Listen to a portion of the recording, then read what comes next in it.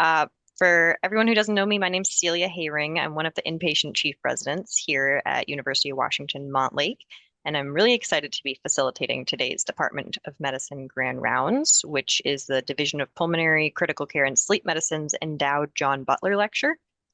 I'd like to remind everybody in the audience to submit any questions that you might have throughout today's talk through the chat function. I'll be monitoring the chat as we go, and we'll be sort of collecting those questions to pose to our speaker at the end of the lecture. And while our current interim division head from Pulmonary Critical Care and Sleep Medicine is not available to join us live today, I would like to share with you all a video that he's recorded to introduce today's lecturer and Dr. Rina Mira, who will be joining the division soon and who we'll hear from shortly. Good afternoon and welcome to Medical Grand Rounds in the John Butler Endowed Lecture. Before introducing this year's lecturer, I want to provide some background on who John Butler was and why we have a Grand Rounds named after him. John Butler, or JB as everyone knew him, began his medical education at the University of Birmingham in England, where he focused on lung mechanics. He spent 1 year in Arthur Dubois' laboratory in Philadelphia, and later was invited to the Cardiovascular Research Institute in San Francisco, where he worked with Julius Comro. JB was recruited to build the Division of Respiratory Diseases at the University of Washington in 1965. He had a vision for a new subspecialty that included scientific research and clinical excellence, and he deserves a great deal of credit for the success of our current division. I had the great fortune to have known JB. He was a true English gentleman, very kind, thoughtful, and a creative scientist. You can read more about him and who he was in the brochure. You can also see from the brochure that we've had a long list of prior lecturers. Each year, a committee identifies an individual who is an international leader and has a broad interest in pulmonary and critical care medicine and sleep medicine, and a deep commitment to working with young investigators. We are fortunate to have Dr. James Stoller as this year's lecturer, who embodies many of JB's leadership qualities and commitment to mentoring scientists. I have the additional pleasure of welcoming Dr. Rina Mira to introduce Dr. Stoller. Dr. Mira will be the new division head for pulmonary, critical care, and sleep medicine here as of March 1st, or 42 days. And I will now turn it over to you, Rina. Well, wonderful. I concur. We had a group meet, and it was unanimous that we invite Dr. Stoller, and it's a truly and distinct honor, and it is with the utmost pleasure that I introduce Dr. Stoller as our honorary John Butler Lecturer. So Dr. Stoller has a deep commitment to all of the pillars of academic medicine: education and leadership, research, clinical medicine. He is the current chair of the Education Institute at the Cleveland Clinic and former associate chief of staff.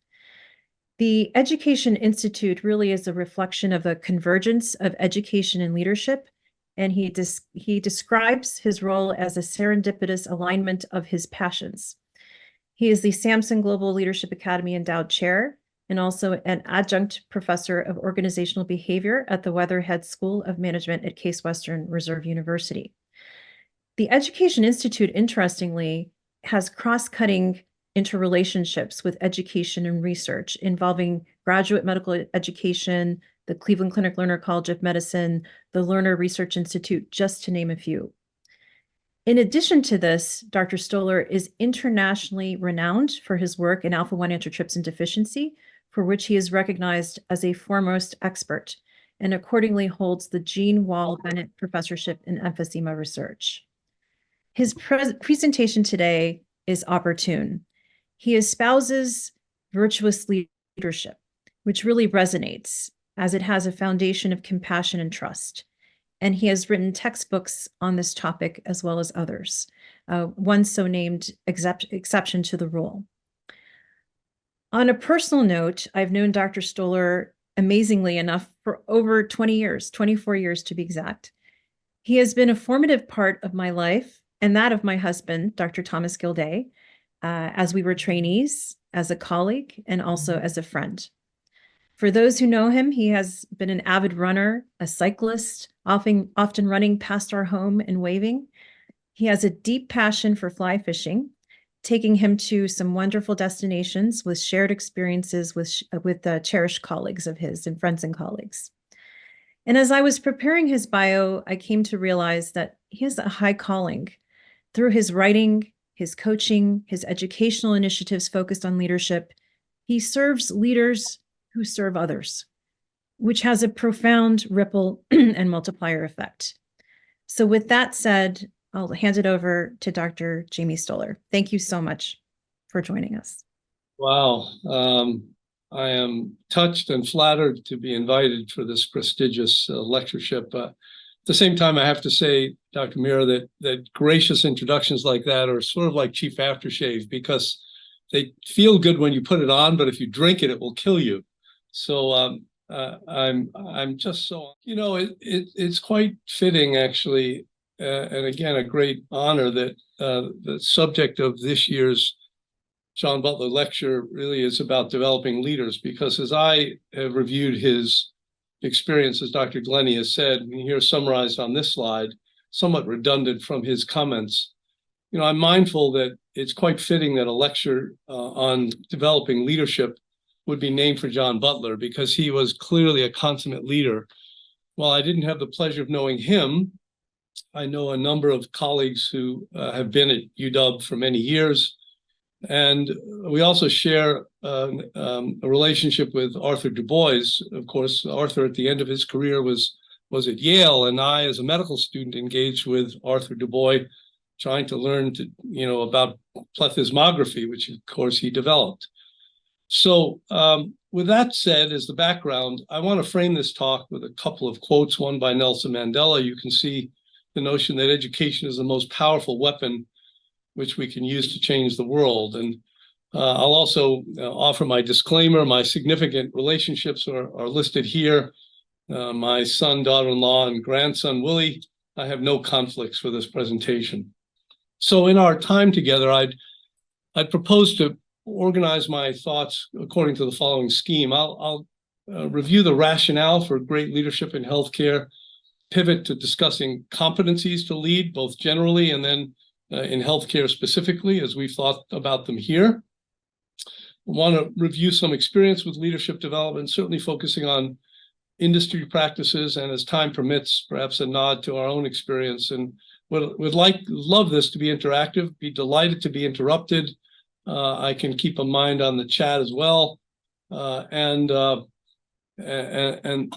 frames our conversation to follow. So with that said, there are 5 sort of key points in terms of the rationale for developing leadership in healthcare today. First of all, we really need great leadership because we have some serious challenges in healthcare that all of you are well aware of. The challenges of quality, cost, access. And of course, it goes without saying that there really is, although UW, I'm aware, is an exception, there is in general, a paucity of leadership training, recognizing that the competencies to lead are different than those from being a great clinician, scientist, administrator in medicine. The second, and this is sort of demonstrated here, this is Don Berwick's work from IHI, demonstrating, of course, the challenges of access on the apex of the triangle, quality patient safety and experience on the bottom left, and value on the bottom right. And of course, as well known, we have the unique distinction, somewhat dubious in the United States. This is percent of GDP on the vertical axis against time on the horizontal axis. As you can see in the black line, we have the dubious distinction of being the country in the world, although not necessarily with the best healthcare, at least in terms of its uniform access. We nonetheless have the most expensive healthcare in the sense that the greatest percentage of GDP is allocated to healthcare in the United States, some 18% or so.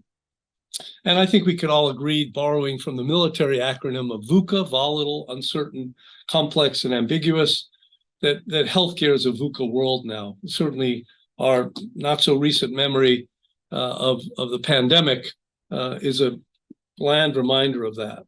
The second is, of course, leadership competencies matter, and they can be developed.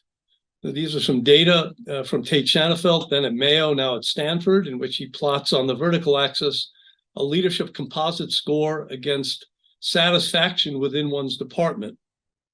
And you can see there is a correlation between the two, such that, in fact, the rating of one's department leader accounted for 47% of the variance in institutional satisfaction and was a driver of burnout. The adage is people don't leave their institution, they leave their leader or their manager, which is a stark reminder of the importance of leadership.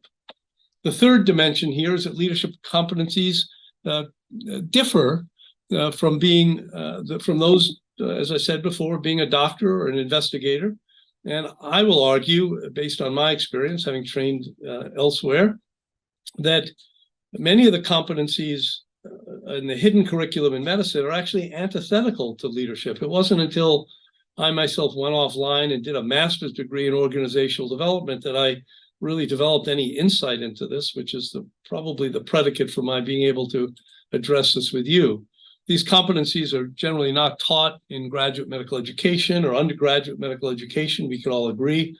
And of course, the time and energy necessary to develop one's clinical and scientific competencies eclipse any time or attention that we can normally give to this, hence underscoring the importance of leadership development. And I'll pivot to try to frame a paradox in healthcare today. The paradox is that on the one hand, I think we can all agree, and I'll very briefly review the literature supportive of this, that outstanding outcomes in healthcare clearly depend on excellent teamwork and collaboration. Medicine is a team sport, the consummate team sport. Patients clearly judge us not on our technical competence, but on their perception of how well we work together as a team. And I'll show you data in support of this. But the paradox is that hospitals are often silo-based. And as I'll try to suggest, that there are features of medical training that conspire against our being collaborative as physicians. We have to unfreeze those behaviors. So a couple of supportive comments. This is a quote from Harvard Business Review paper that Atul Gawande wrote. Most medicine is delivered by teams of people with a physician in theory the captain, but we don't train docs how to lead teams. Also in that same issue of HBR, Tom Lee, now the chief medical officer at Press Ganey. Tom and I were interns together at the Brigham. So his comments here quite resonate with me. Working in teams doesn't come easily to docs who still see themselves as heroic lone healers, So the evidence, lines of evidence in support of teamwork in healthcare are multiple. I will not show you the data, but recount them for you. There are observational cohort studies in which some emergency room teams were trained in teamwork with team steps, which is a sanctioned curriculum in teamwork, and a control group untrained.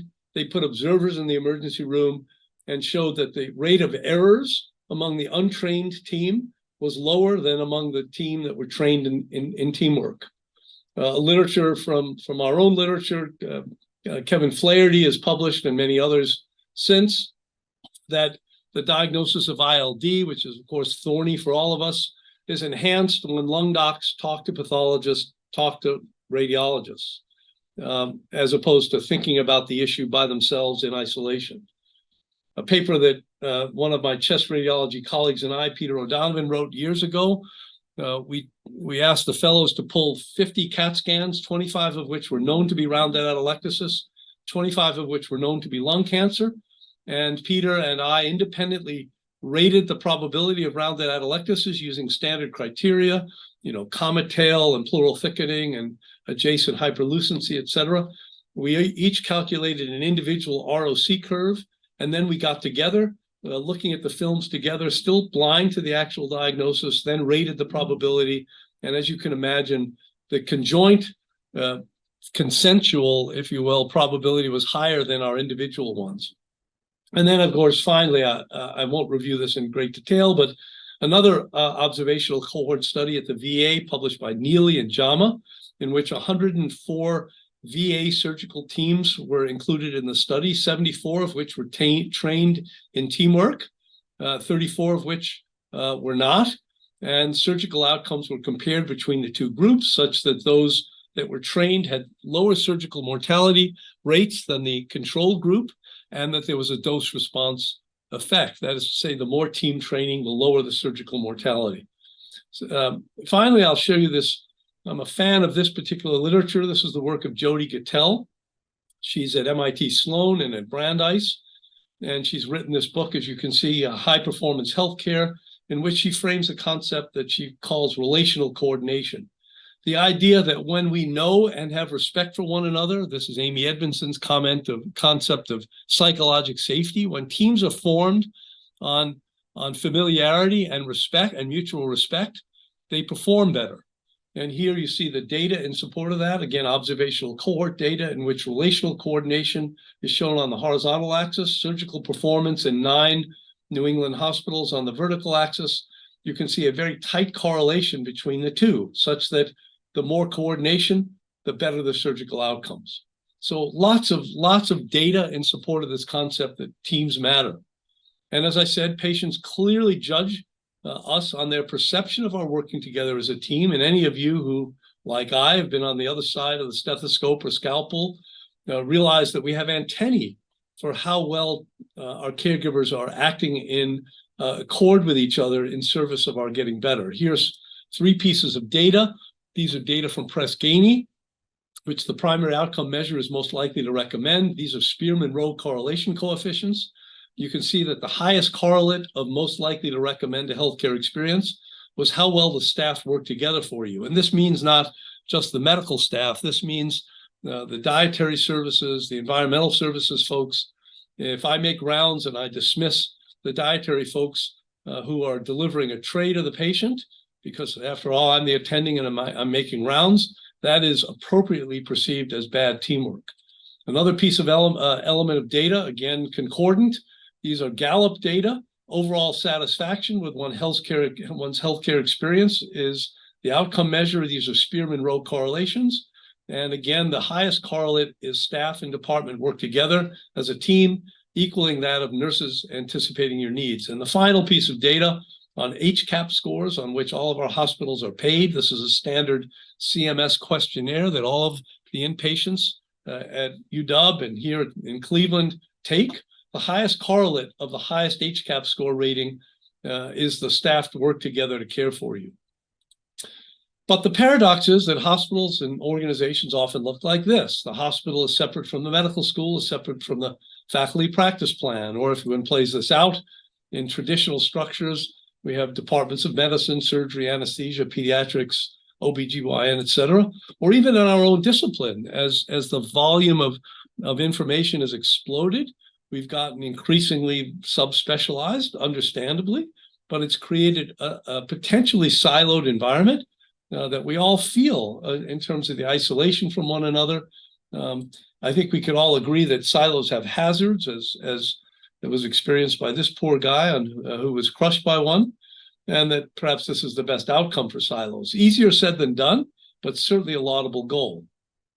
And then finally, in this notion, the idea that medical training conspires against collaboration. And I'd have you look at this very brief video to make this point. This man right here is my great-grandfather. He's the first cat herder in our family. Herding cats. Don't let anybody tell you it's easy. Anybody can herd cattle. Holding together 10,000 half-wild short hairs, well, that's another thing altogether. Being a cat herder is probably about the toughest thing I think I've ever done.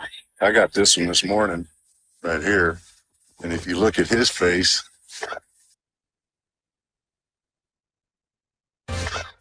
it's just ripped to shreds, you know.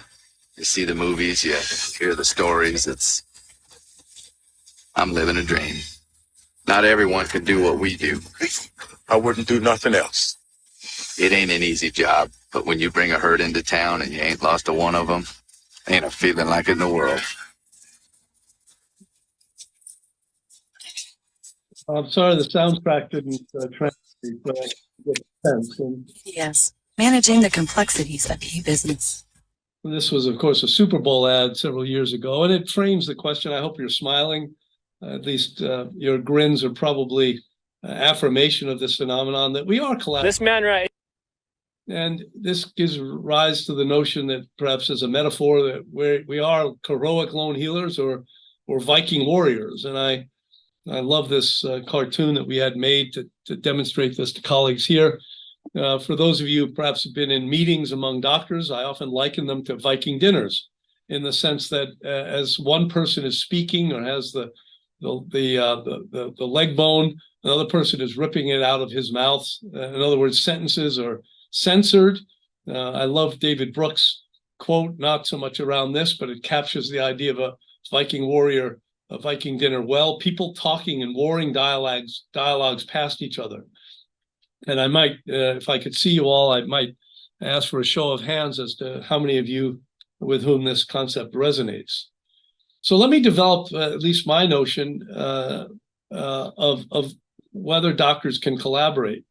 There are four notions here, I believe. One is that training clearly favors individual performance, and yet we function in teams. One takes one's boards by oneself. One is judged in medical school and residency and college on individual performance. The training is long and hierarchical, so that by the time we navigate complex organizations, we've learned to be sort of, again, these heroic lone healers. The concept of extrapolated authority, let me demonstrate this with myself. Like all of you, patients come to see me with dyspnea, and they confer to all of us, as they should, the authority we deserve, because we spent most of our life figuring out what causes dyspnea and how to make people who are short of breath feel less short of breath. The problem is that when my wife and I go out to a restaurant and there's a line, I'm likely to say, stand in line, I'm an expert in dyspnea. So we have this notion of extrapolated authority. It gets to the joke, not to be quoted, what's the difference between God and a neurosurgeon? And the answer is God doesn't think she's a neurosurgeon. And then lastly, part of the hidden curriculum is that we are consummately deficit-based thinkers as doctors. We are trained to think about the root cause and the etiology in service of a differential diagnosis and in service of a cure for our patients. We tend to pathologize the world. And organizational development thinkers will tell you that thinking about organizations as constellations of problems is not the way to go. Rather, in fact, we need to think appreciatively. When we're at our best, what are our strengths and how do we multiply them? So these four attributes, I think, cause us to be challenged. This is not a new concept. This is a paper from Marvin Weisbord, published many years ago, decades ago. He was a guru in organizational development. In this paper, as you can see, entitled "Why Organizational Development Hasn't Worked So Far in Medical Centers." And you can read the quote: science-based professional work differs markedly from product-based work. Health professionals learn rigorous discipline as the content of their training. The process inculcates a value for autonomous decision-making, personal achievement, and importance of improving their own performance rather than that of the organization. Now, the pessimist, this is Hell Norway, which is frozen over. I'm not so pessimistic to think that we'll get better at collaborating, and I think that opportunities to develop leadership are ways of doing this. So let's pivot to thinking about what are the competencies to lead. And I'll invite you really, were I there in person, I would grab a flip chart and perhaps flip chart these attributes. But in this format, I'll simply invite you to reflect on a great leader you've experienced in any context of your life, whether it's your medical training, your education, your community life, your spiritual life, sports lives. And as you think of that person, him or her, what are the attributes of that individual that cause you to think of him or her as a great leader? And I'm imagining in my mind's eye that as you're thinking of this, you're populating a list of attributes that great scholars of leadership have articulated, as I'll share with you. The notion here is that leadership models converge. There are any number of models, probably as complex a nomenclature of leadership as there are diseases in pulmonary critical care medicine, but they converge, in my view, on some core truths. And I'll review in some greater detail the work of Kouzes and Posner and show you its symmetry with what our 16th president, Abraham Lincoln, said well more than 100 years before. Dr. Mira alluded to our own work in virtue-based leadership, and I'll take a brief nod to this. I'll share with you a model of leadership at my institution on which leaders are evaluated quite explicitly. As Dr. Mira knows, we at the Cleveland Clinic have no tenure. We all have one-year appointments, and people in leadership are evaluated on their leadership yearly on these pillars, as I'll share with you. So a nod towards virtue-based leadership. In this Parthenon-looking image, you see the columns named for the 7 classic Aristotelian virtues: trust, compassion, courage, justice, wisdom, temperance, and hope. And the simple way of thinking about this is, how many of you would like to join an organization or a group that didn't value these virtues, that didn't value trust, compassion, wisdom, justice, etc.? And so the notion is that, as we said before, leadership is needed to navigate a volatile, uncertain, complex, and ambiguous world. And there's a lot of empiric data that we discuss in greater detail in these various papers and books, that when leaders are intentional about their culture and intentional about creating cultures that are anchored in these 7 classic virtues, that unleashes discretionary effort in the organization. What I mean by that is people will do the right thing when no one is watching. And so the real key to leadership is to recruit great talent and then create the culture in which great talent will unleash its discretionary effort and leave it alone, as opposed to a carrot and stick mindset where I reward you if you do something well and punish you if you do something badly. That works perhaps in potty training our children, and probably not even then. But it certainly doesn't work in leading in healthcare. And the notion, the mantra here is, when you get better at who you are, when you are a person who aspires to character through the virtues, you get better at what you do. And again, the evidence in support of this is quite replete. The Navy SEALs, whom we've had an opportunity to interview in the context of this work, talk about their, arguably the toughest humans on the planet. They talk about their interactions through the lens of the virtues. These are, again, time-honored. Plutarch, Aristotle, all opined on character through the lens of virtues. Also Lao Tse in the 6th century BC, Heraclitus, Confucius, all of them have quotes. These concepts are millennia old and therefore have a robustness related to their guiding the best practices in humanity and excellence for millennia. So again, as a reflection, I'll invite you to think about the impact of the virtues. Again, these 7 listed on the columns. I'd like you just perhaps in a moment of repose to think about an example in which you saw one of these virtues demonstrated. And I'd ask you to rehearse what happened. And more importantly, what do you think the impact of that virtue being demonstrated was on the performance of the team, which gets to the issue of, when you get better at who you are, you get better at what you do. I mentioned before the 4 pillars of leadership at my institution, and they're demonstrated here: leading change, driving results, inspiring and coaching, and connecting teams. And of course, curricula in healthcare leadership will cover all of these. I'm very mindful that actually UW Medicine has a very robust leadership development curriculum, which I was quite interested to review in preparation for this talk, and I'll allude to that later. So on to Kouzes and Posner and to Lincoln. In thinking about the attributes of great leaders, Kouzes and Posner went to organizations not in healthcare and asked individuals, as I did you, to think about the attributes of a great leader. They then captured that, did a multivariate thematic analysis, and developed 5 leadership competencies. And I'll show you the symmetry between that analysis done in the late 1990s and what Abraham Lincoln said in direct quotes more than 100 years before. The first of these 5 leadership commitments is that great leaders challenge the process. What do they mean by that? That they mean that great leaders search out challenging opportunities, they experiment, they take risks, and they create environments in which their colleagues are free to take risks.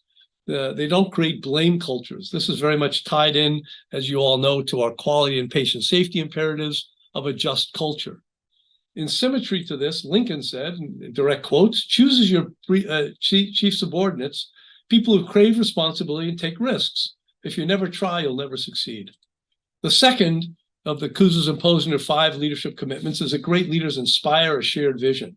And here I take the language directly from their work. You can see that they talk about envisioning an uplifting and ennobling future. These are appreciative terms that talk about when we're at our best, Who are we? These are not deficit-based terms, getting to my comments earlier about physicians being constitutively deficit-based. And great leaders enlist others in a common vision by appealing to their values. Lincoln said you must set fundamental goals and values. When you extinguish hope, when you're deficit-based, you create desperation. And I show you this image of heliotropism, a sunflower migrating to the sun, as a tropic influence. Great leaders have a tropic influence on those they lead. The third is that great leaders enable others to act. They foster collaboration. They strengthen trust by giving power away. They do not hoard power, and they do that in a situationally appropriate way. So, for example, on July 1st, a brand new intern, you're doing a thoracentesis with that individual, and they're highly motivated but relatively incompetent, and you're standing over them with the ultrasound probe and your fingers are straddling the ribs, so they go over the top. On the other hand, for a PGY-7 pulmonary critical care fellow who's done 1,500 successful thoracenteses, you're likely just to say, call me when the procedure's done. And so we allocate power and trust in a situationally appropriate way. This is Greenleaf's notion of servant leadership. Lincoln said, delegate responsibility by empowering people to act on their own. Great leaders model the way. They set the example by behaving in ways that are consistent with the espoused values. And for any of you who are parents, you'll recognize, as I do, I showed you an image of my son. My son was the world's expert at pointing out when my behavior was discordant with what I told him was the desired behavior. Dad, you did this, but you said that. And I dare say, I hope some of you are chuckling. I'm hoping I'm not the only parent in the virtual room that has experienced that. Great leaders achieve small wins. Lincoln said, one of the most effective ways to gain acceptance is to show it in your daily actions. And again, this gets to the notion that trust is gained in drips and lost in buckets. Trust is gained in drips and lost in buckets. Just consider the plight of George Santos, right? The congressman who was recently expelled from Congress over misrepresenting his CV and getting elected. He lost trust in buckets, big time. I show this image of Gandhi. Some of you will remember that Gandhi in 1930 conducted the famous Dandi March, in which he went from his ashram in Ahmedabad. I was fortunate enough to be there. I took that picture myself. And over 24 days, he walked to the sea, carrying his cane, was followed by hundreds of thousands of his countrymen in nonviolent protest against the British proscription on citizens of India buying or manufacturing salt. On arrival at the sea, he picked up some salt, sold it to a countryman, and this event in 1930 was largely credited with India's achievement of independence from the UK 17 years later. When you go to his ashram, he was an Oxford-trained lawyer. You see a quote on the wall, which is really the consummate quote about modeling behavior. Gandhi said, "My life is my message. My life is my message." And in the airport in Ahmedabad, you see a better known Gandhi quote on big font on the wall: "Be the change you wish to see in the world." In other words, model behavior as a leader. And lastly, great leaders encourage the heart. They recognize contributions. They celebrate accomplishments. Lincoln said, everyone likes a compliment. Everyone likes a compliment. Now, leaders need a toolbox of skills. And as I develop the leadership taxonomy for you, leadership styles, I might ask you to be reflecting on the styles of leadership that you've experienced in your medical training. I can imagine, perhaps based on prior discussions and interactive discussions with colleagues, what the most prevalent style was. For example, when I was an intern, a very famous person, the chief of medicine at that time, got the interns together and said, "Gentlemen, the Brigham is a very friendly place. We're all on a first name basis. And my first name is Doctor." And this was arguably a very powerful individual in American medicine. That's a certain leadership style. Let's put it that way. So what is a taxonomy of leadership styles? There are 6. This is the work of Dan Goleman, Richard Boyatzis, who's one of my colleagues here in Cleveland, and Annie McKee at Wharton, in a book they've written called Primal Leadership.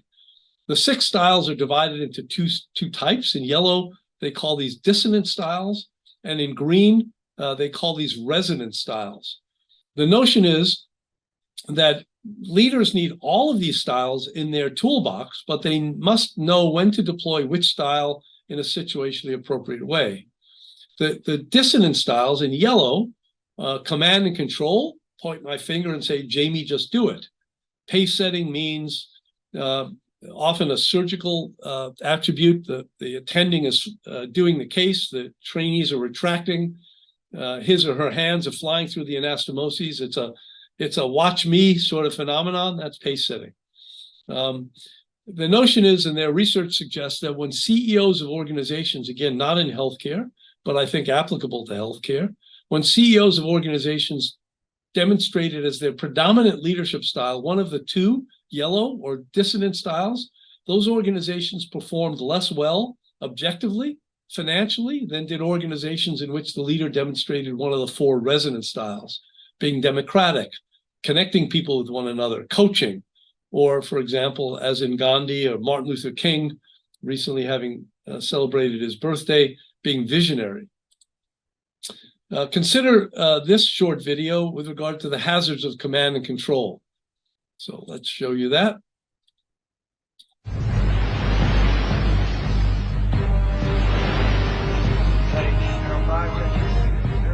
Again, this is the USS Montana requesting that you immediately divert your course 15 degrees to the north to avoid a collision. Over. Please divert your course 15 degrees to the south to avoid collision. This is Captain Hancock. You will divert your course. Over. Negative, Captain. I'm not moving anything. Change your course. Over. Son, this is the USS Montana, the second largest vessel in the North Atlantic Fleet. You will change course 15 degrees north, or I will force the safety of this ship. Over. This is a lighthouse, mate. It's your call. This is the lighthouse, mate. Hello, Captain. So Hancock is steaming towards a blip on the screen, which Fair took the island. And of course, we can all agree, although this is an unfortunate example, because the U.S. military are probably the world's expert in leadership styles and situational leadership. What's missing from Hancock is clearly curiosity or humility. And the notion is that if you're going to adopt a command and control attitude, you damn well better be right every time, because the minute you're wrong, you've lost credibility and perhaps lost more than that. So let's pivot then to think about leadership competencies for healthcare. And this really is based on work we did years ago when we were asked to design curricula at my institution. And so this is a Jamie Stoller construct, if you will. See if it resonates with you. I think that competency in healthcare requires having technical knowledge and skills, not as a pulmonary critical care sleep doctor, but rather in all the dimensions of organizational technical details. And so knowing something about operations, being conversant with finance. You don't have to be an MBA or a CPA, but you have to understand spreadsheets and balance sheets and so on. You need to know something about IT. You need to know something about HR, particularly diversity, equity, and inclusion, strategic planning, policy. And the notion is that there are what people call threshold and differentiating competencies. To lead in healthcare, the threshold competency is credibility and gravitas as a pulmonary critical care sleep doctor, and in your world, in my world, and many worlds as an academic leader. That gets you to be considered for leadership. It is not the differentiating competency that causes you to be chosen as a leader. It's these competencies that, on top of great clinical and scientific gravitas, give rise to leadership. The second bundle of competencies is knowing something about healthcare, knowing how we're paid, knowing about the regulatory environment. In my world, in my role, I've come to be a sort of on-the-job expert in the ACGME and the ACCME and the LCME, the regulatory bodies that oversee education, as we all have on the Joint Commission and so on. Need to be a problem solver, goes without saying. Need to be a great communicator, both at the podium and then in one-on-one, particularly in conflict. You need to be a lifelong learner and embrace what Carol Dweck, professor at Stanford Business School, has called a growth mindset. I'm not good at this now, but through intentional and deliberate practice, I could be good at it. And finally, you need emotional intelligence. And let me unpack this. I'm sure all of you know this well. I won't belabor it, but there are three models: Peter Salovey, president of Yale, Baran, an Israeli, and this one, again, Dan Goleman. Dan Goleman has framed EI, or emotional intelligence, as the capacity to understand your own and others' emotions and to motivate and develop yourself, not in service of kumbaya, but in service of enhanced work performance. And there are four dimensions of emotional intelligence, as all things in organizational development, a 2x2 table. Having emotional intelligence means understanding yourself, being in control of yourself or managing yourself, understanding others, and managing your relationship with others. And here's the full model, which I won't belabor, but your left upper quadrant self-awareness, there are 18 component competencies that can be measured actually through 360 feedbacks: being emotionally self-aware, being self-confident, being in control, being optimistic. In the right upper quadrant, being empathic, having good organizational awareness. How do we get things done at UW? How do we get things done in Cleveland? Knowing the nuances of that. And then in the bottom right, the idea of developing others, being a change catalyst, knowing how to develop teams. And so I show you this Johari window named for two guys named Joe and Harrison. Again, like all things in organizational development, a 2x2 table. Horizontal axis is those things about myself that I know versus things about myself that are unknown to me, crossed against those things that others know about me versus things about myself that are unknown to others. So, for example, I get up in the morning. Those of you who know me or see me realize that, well, you can't tell I'm tall, but I'm 6'2", reasonably tall. I'm clearly bald. I'm white. Like Dr. Glennie, I wear a bow tie, and I'm a lung doctor. And I know that about myself, and people that know me know that about me. That's my open or public arena. I think I'm really a nice guy, and I think I'm God's gift to niceness. But when the pulmonary critical care fellows are passing me in the corridor and they get out of earshot going the other direction, one of them turns to the other and says, that guy Stoller is a bleep and bleep. And you can fill in the blanks, but it's not a compliment. Now, I hope that isn't the case, but were it the case, it would represent a significant blind spot of mine. I think I'm nice. They think I'm a bleep and bleep. And the goal of leadership, and I would say the goal of living writ large, is to make that blind spot as small as possible. Data support the idea that emotional intelligence can be developed. These are data from, again, Richard Boyatzis, that show that in MBA students, with increments in yellow and blue, respectively, of self and social awareness, that they can experience through intentional training, increments in EI that don't extinguish out to 7 years. So this is deliberate practice, and lots of evidence that supports this that I won't belabor. Dines, for example, wrote a paper in which they asked ICU nurses and fellows to describe their ideal intensivist, and you can see the attributes that were found or shown in yellow: emotional intelligence attributes, not the slickest bronchoscopist, not the person who can place a central line most deftly. When chairs of academic psychiatry departments were asked the same thing, the attributes of success were again in yellow: emotional intelligence competencies, integrity, honesty, perseverance, grit. Lobus interviewed chairs of internal medicine departments, 10 of them, and a direct quote from their paper in the Green Journal, now almost 20 years ago: most essential competencies for leaders to succeed in academic institutions were emotional intelligence. This ability was fundamental to their success, its absence the cause of their failures.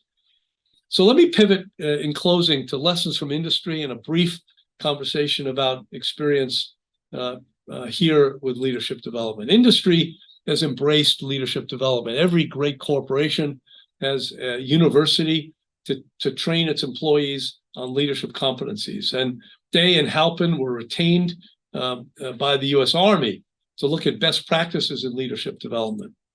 And they are these: that to succeed in developing leaders, one needs an influential champion. Ideally, the CEO of the organization, the president of the hospital, the dean of the medical school would embrace this, as I'm sure is true at UW. The idea that leadership is needed, that it's not some add-on or extra phenomenon, it is the core competency to lead. It must be tied to a business imperative, which is, in the case of healthcare, quality and patient safety, as as clearly, and scientific excellence as perhaps the anchors of success. It must be integrated, not as, again, a standalone activity. Ideally, the training is off-site so people aren't distracted by their beepers and cell phones and so on. And it requires patience because the gestation period for leadership is quite long, quite long.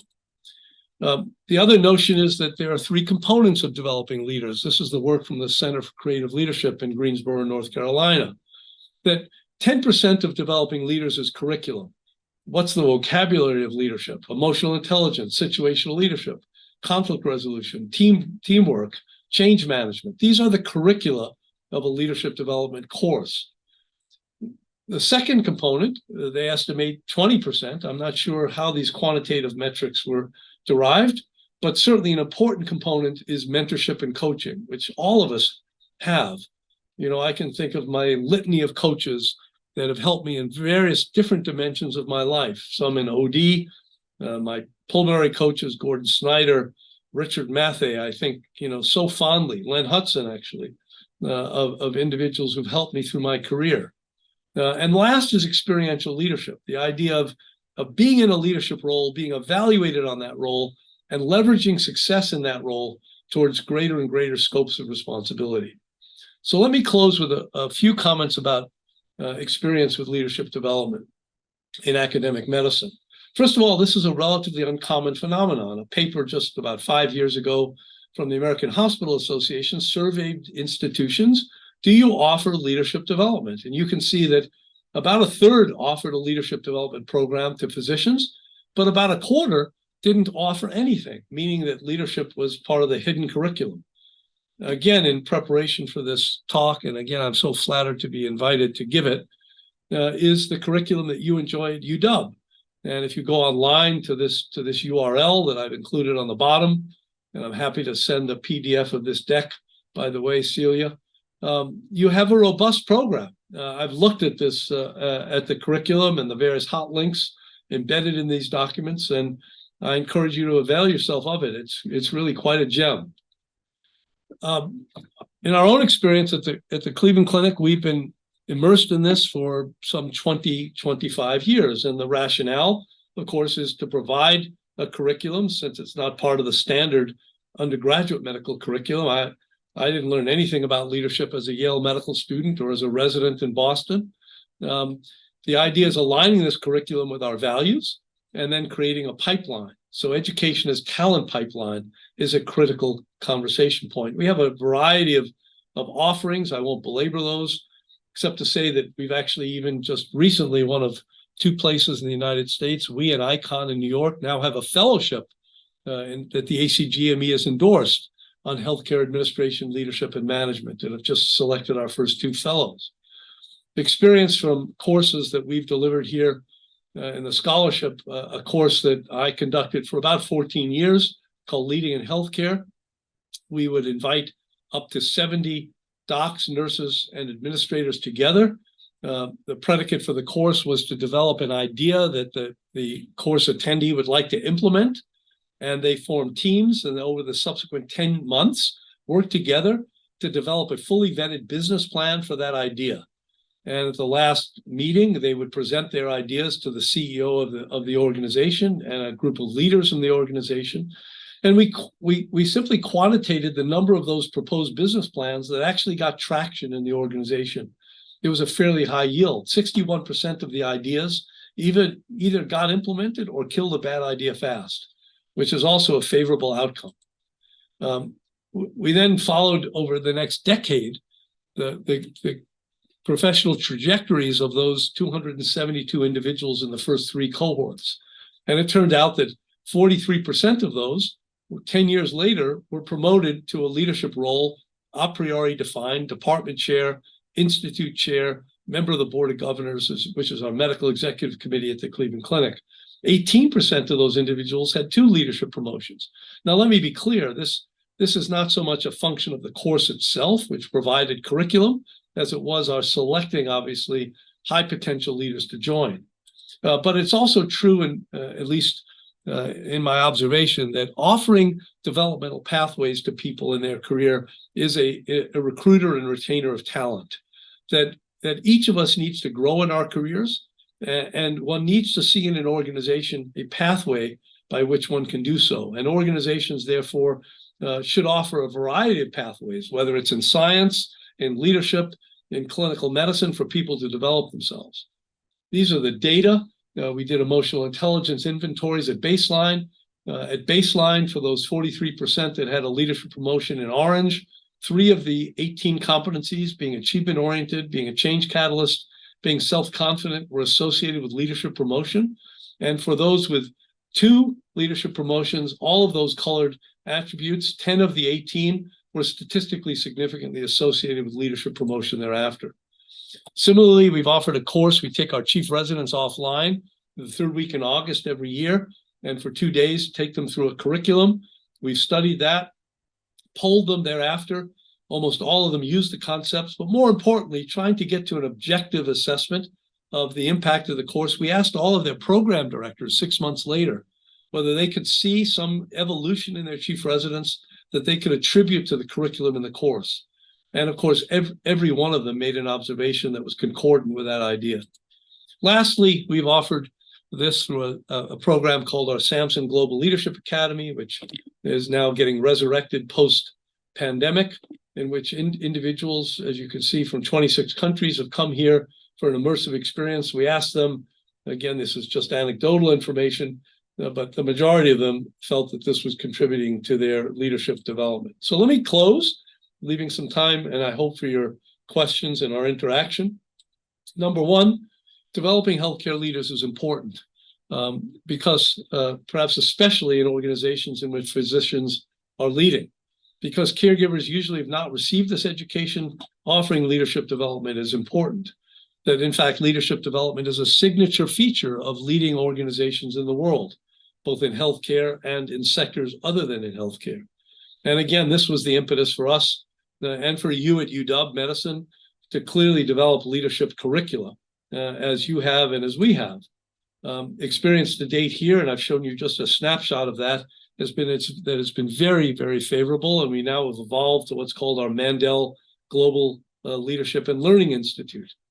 Emotional intelligence is a key competency, and as all things in academic medicine, we need to better understand some of the nuances. What's the best way to do this?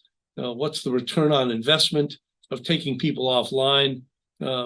Can we fully quantitate the impact of developing leaders?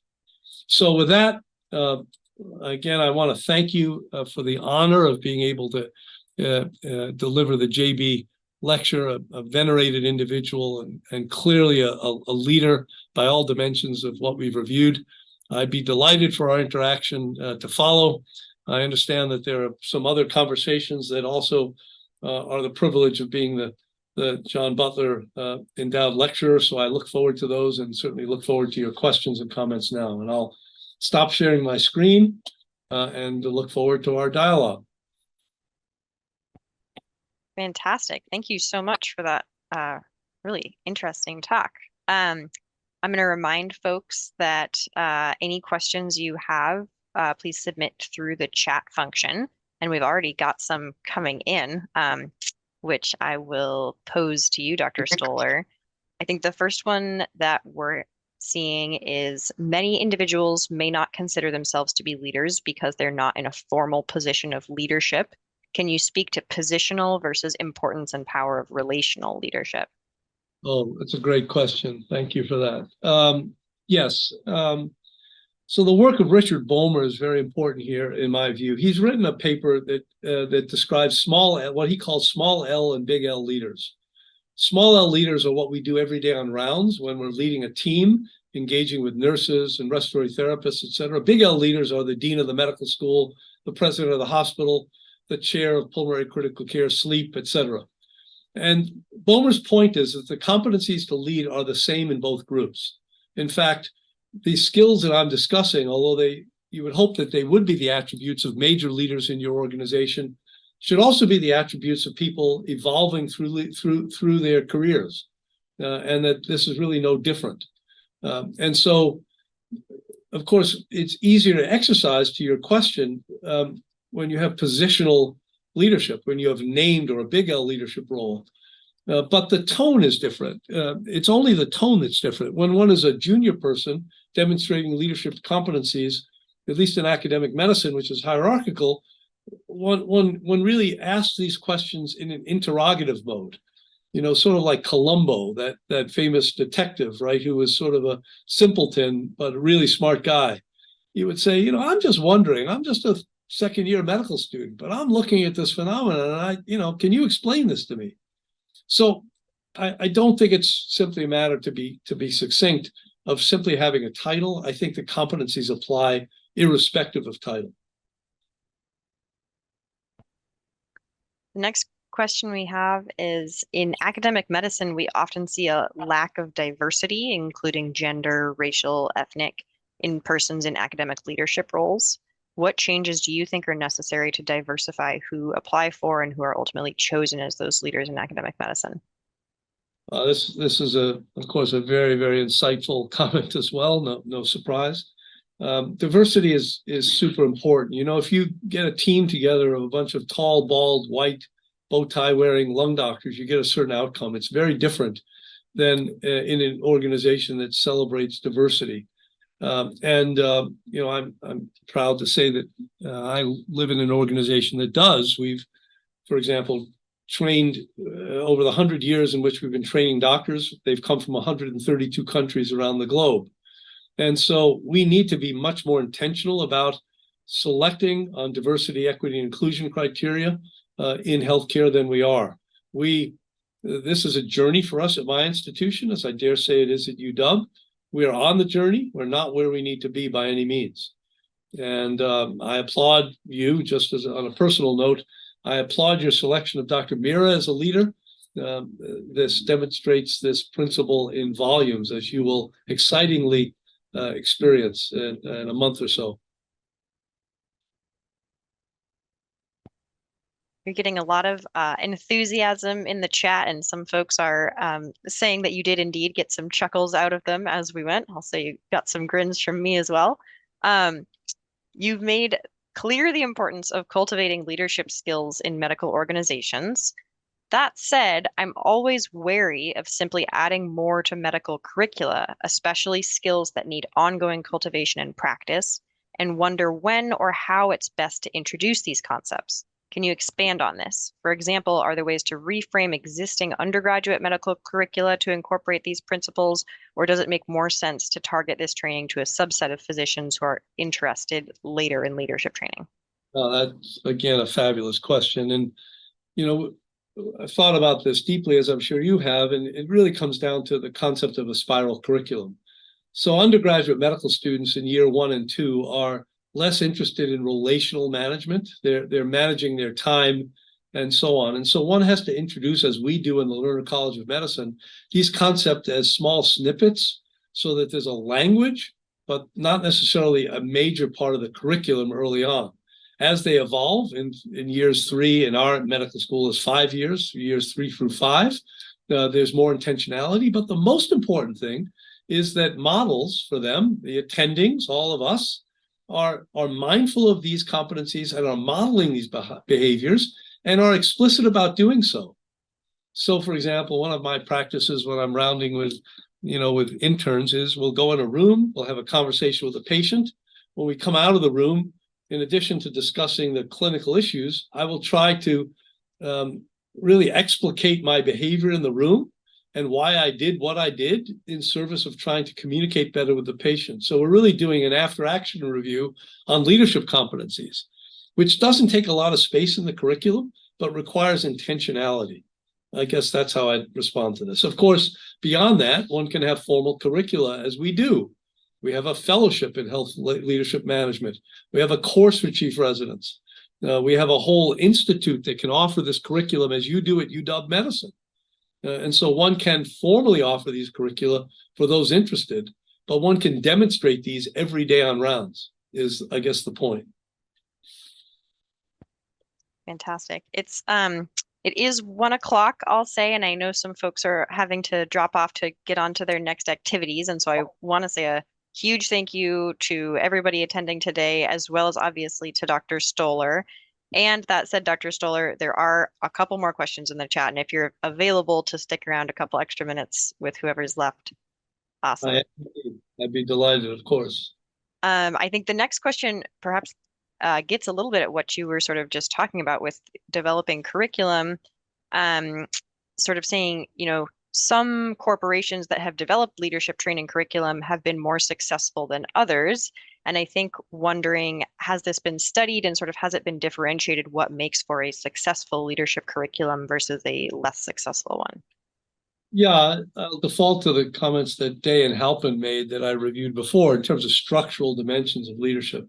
I often think, and I think it's implicit in the questioner's diplomatic approach, I often think of General Electric, right, which for many years was the bastion of leadership. They have a full campus called Crotonville, 55-acre campus on the Hudson River in New York. I've actually been and taught there, and yet GE, in many eyes, has fallen from grace related to the behaviors, I'll be in politic here, of their leaders. Jeff Immelt and others, despite carrying Jack Welch's legend forward, started to behave in ways that were less aligned with leadership competencies that were being taught.